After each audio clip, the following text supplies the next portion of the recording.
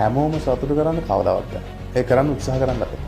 ගමනක් යනකොට Tamanට සපෝට් කරන අයත් ඉන්නවා, විරුද්ධ අයත් ඉන්නවා. සමහර අය ඉන්නවා උඩින් පෙන්නුවට සපෝට් කරනවා වගේ. ගමන කඩාකප්පා කරන්න කකුලෙන් අදින්න ඕවට බහින අය. සමහර අය වචන වලින් අපේ උදව්වට අපේ මේවකට කරනවා වගේ කරන්නේ. හැබැයි ඒක නෙවෙයි යටිහිතේ තියෙන්නේ. මේක කොහොමද කඩාකප්පා කරන්නේ. එහෙනම් ගොඩ දෙනෙක් ඉන්නවා. කවුරුත් කියන කිසිම කතාවක් අහන්නේ. තමන්ගේ ගමන තමන් යන්නේ. ඒ යනකොට ඉතින් එක එක අභියෝග එනවා. ඒවට මුහුණ දීලා යන එක අපේ වැඩ. ගමන යන තාක්කල් ෆේල් කියලා එකක් නෑ. අපි මෙතන ඉඳන් වාහනේ නැගලා ගමනක් යනවා කියන්නේ. ඒ යන අතරදී ටයරයක් නේ වෙන්නේ. නවත්තන්න. ෆේල් අලුත් ටයරයක් දාලා දුවන්න ඕනේ. යනකොට එක දැනදී ලයිට් එකක් ගහලා යනවා.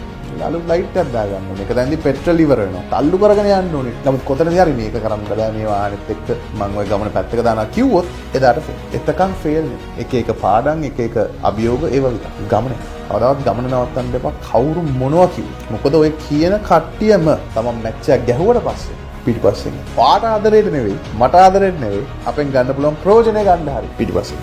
ඒ නිසා හැමෝටම පාඩමක් උගන්වන්න නම් කාත් එක්කවත් කියවන්න යන්නත් එපා. කාටවත් තේරුම් කරන්න යන්නත් එපා. ශ්‍රද්ධ නැතුව මැච් එක. තමන්ගේ ඒ සක්සස් එකට උත්තර දෙන්න දීලා පැත්තකට